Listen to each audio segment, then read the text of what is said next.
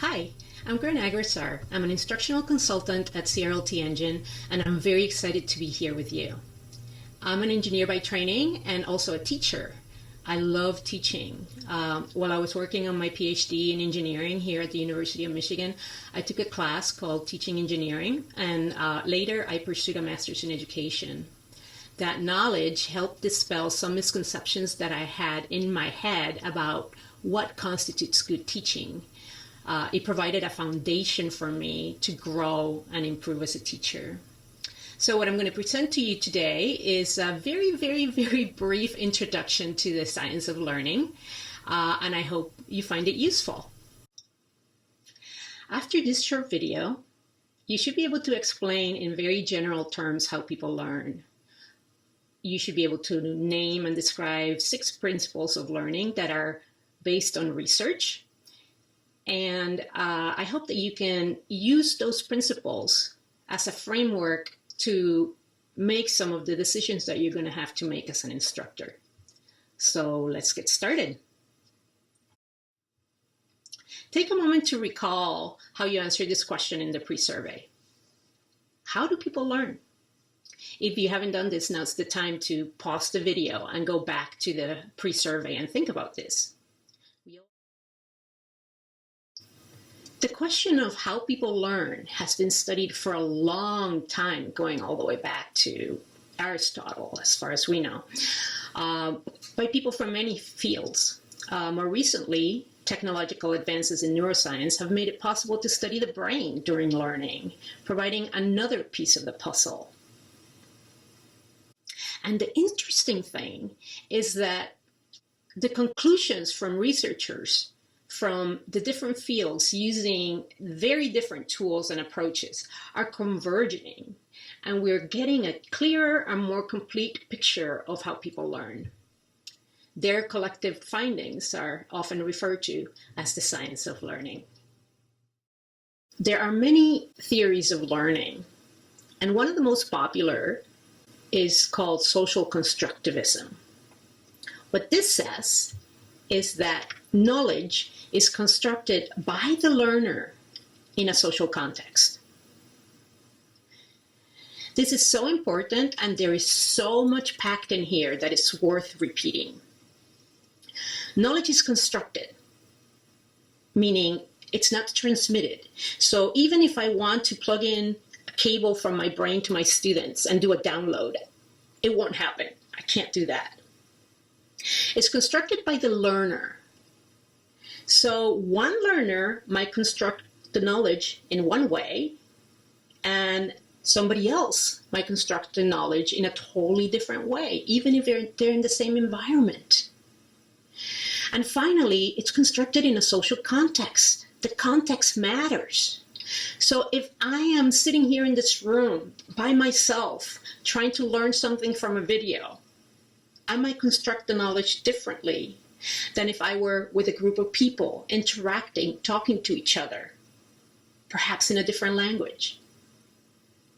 So this has very many implications to teaching, and I hope you can keep it in mind. But now we may ask, how do we actually construct that knowledge? From neuroscience's perspective, learning is forming and breaking neural networks. Lasting learning is going to happen when we actually commit some of those memories into long-term memories. How do our experiences then turn into memories? We experience the world through our senses, and the perceptions of our experiences get stored in sensory memory. Now, try to guess how long we can store things in sensory memory before they're gone. Only 1/2 to 3 seconds. If we pay attention, then they're stored into working memory, and if we encode them, we can store them in long-term memory. However, we only have about 15 seconds in working memory to encode the memories, and we'll talk about that in a little while. Once in long-term memory, they're there, but we might not always be able to access those memories because encoding happens via one path and retrieval happens via a different path. So it's important that when you assign homework or when you study, you practice not only memorizing the information, encoding it, getting it in there, but you also practice the retrieval. Reading the textbook might help us in this direction, but summarizing the textbook helps us in this direction. And there is a way to actually extend the amount of time that the memory stays in working memory, and that is by practicing, by rehearsing. And then we have a better chance of encoding it. We've condensed some research principles on learning into 6. And the first one is that we learn best by doing. We've heard that before. Now, doing is not necessarily you doing a lab. Of course, yeah, that helps. But it's actually engaging with the knowledge. So if I am taking notes and I'm writing my notes exactly like I hear them, I'm not really processing. However, if I summarize the notes in my head and then write them down, I'm doing something with it. So that's better. All learning is active. And the more active you are with the knowledge, the better you learn it. And this is good news for you, because one of the best ways to learn something and to engage with your learning is by teaching it. The second principle is we learn best when we feel that we belong. And this comes into play in many different levels. We need to feel that we belong in the field. We need to feel like we can be programmers and engineers or scientists. Second, we need to feel that we belong in the classroom, that we are part of that learning community. And third, we need to feel that we belong at the University of Michigan. At the face-to-face portion of the orientation, there is an entire session dedicated to how we can help students feel like they belong. Our third principle is connections. To make encoding a powerful process, it's important that we recognize that memories aren't stored as faithful recordings. Each new memory is integrated into our existing body of knowledge. Therefore, the most robust memories are formed through elaboration and organization, where learners process the new information as deeply as possible. They maximize the connections with what they already know, and they situate the new knowledge into an existing framework. Okay, so this icon is packed with ideas. Okay, we want to make sure as instructors that we help the students make connections with their prior knowledge, what they already know, with the larger picture. What is the bigger framework of how everything fits together in the field and in their models in their brains? And finally, with what they value. This last one is very linked to motivation. Students are going to be interested in learning if they understand that there is a purpose to it, if they think it is important, if they value it. Our fourth principle is deliberate practice. A lot of us have heard that practice makes perfect. Well, if I'm a swimmer and I practice the wrong stroke, am I going to swim faster? Probably not. So it's very important that our practice is goal-directed. We need to have a goal, and we need to do it to know where we're going.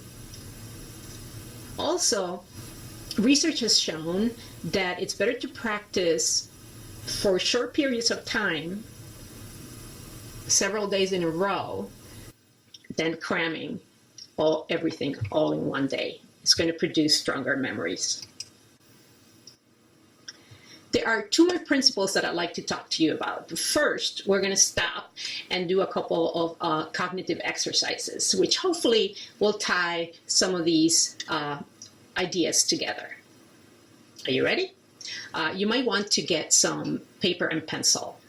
Go ahead and read this paragraph and think about what it's about. What do you think is the topic here? Stop the video and take as long as you need. If I give you the title, does that make more sense now? Was this the topic that you were thinking?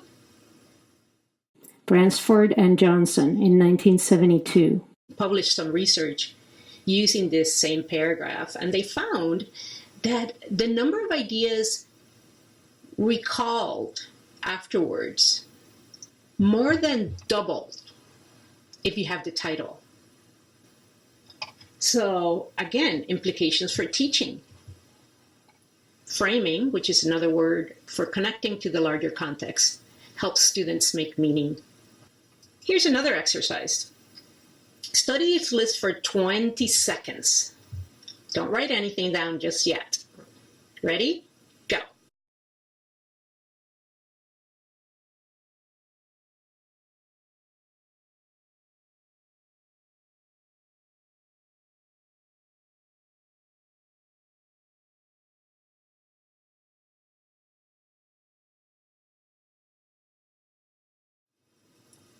And stop.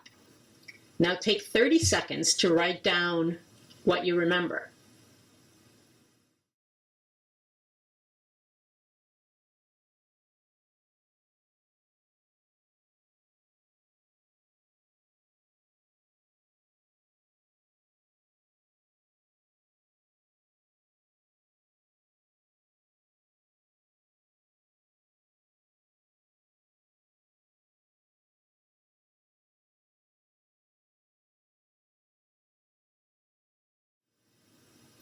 All right, how did you do? How many did you remember?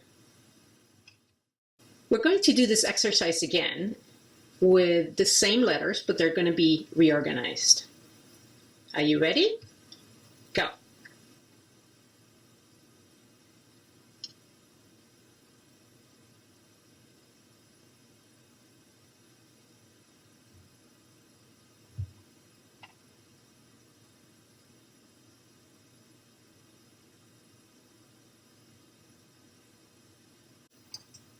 And stop.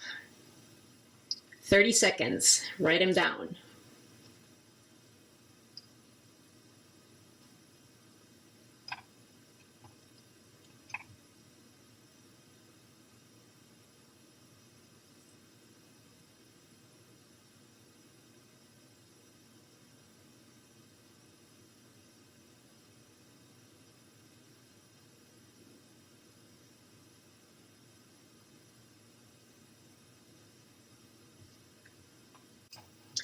How did you do this time?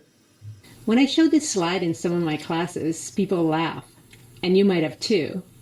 Most people, when we do this exercise, remember many more letters in the second one.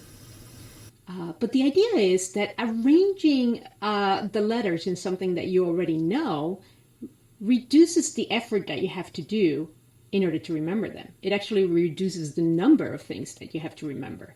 There's a process called chunking, and we like to relate it to our principle of connection as well. In this case, we're connecting to something that we already know. So there are two more learning principles that I like to present in this video. The first one is cognitive conflict.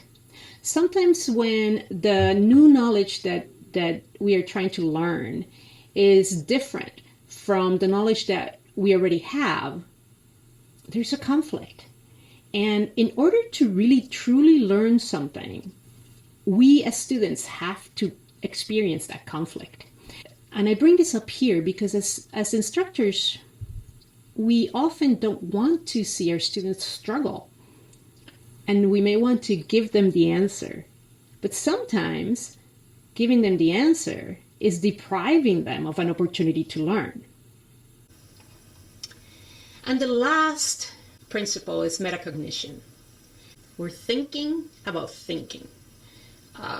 So in order to become better learners, we need to pay attention to how we learn. And we can often help our students by modeling how we learn. So what's going on in your brain as you're trying to solve that problem or trying to program that code? Pay attention and say it out loud to the students. Also, you can ask students questions. Well, how did you study for that test? How did that work for you? Should we practice some retrieving as well as storing?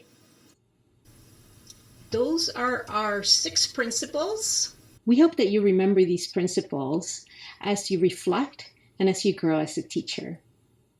And remember that if you ever have any questions about teaching, we at CRLT Engine are here to help.